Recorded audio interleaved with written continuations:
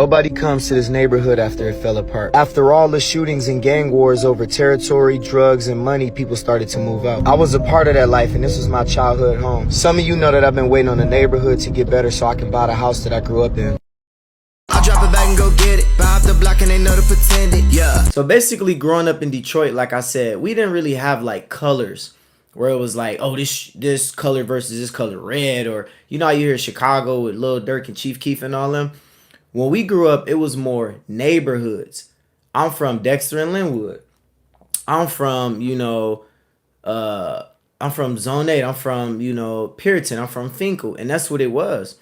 So people from these opposing neighborhoods would be beefing with each other. And then it was all about like money and power.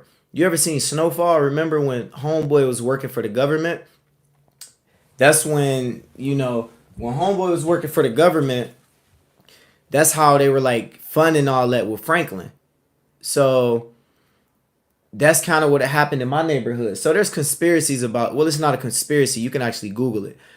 The war on drugs, right? I ain't trying to say too much because they're going to demonetize, and I'm not trying to get demonetized. So if you Google it, Ronald Reagan apparently was funding the American war like that. So you can look it up.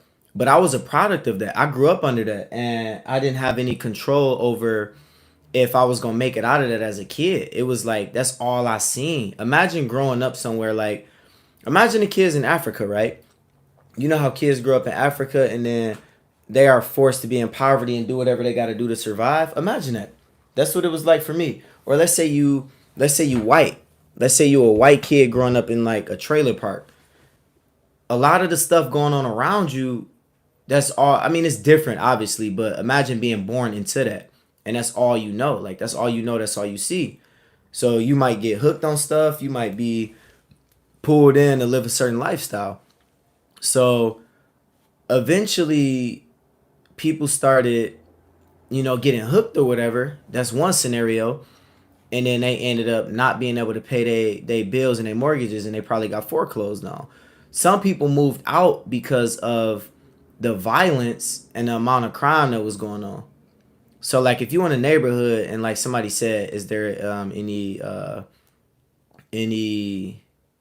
like I got to be careful because my stuff do be kind of edgy, but I do got to be careful so I don't get demonetized. You know what, like, yeah, it was a lot of that. So if you constantly experiencing that, some people just move. There was also a lot of people, not making it out, if you know what I mean. So like it was so much going on in the neighborhood that people was just moving out, either foreclosing on their homes, people getting arrested, and it was a lot. It was a lot of different combinations of things that made it fall apart.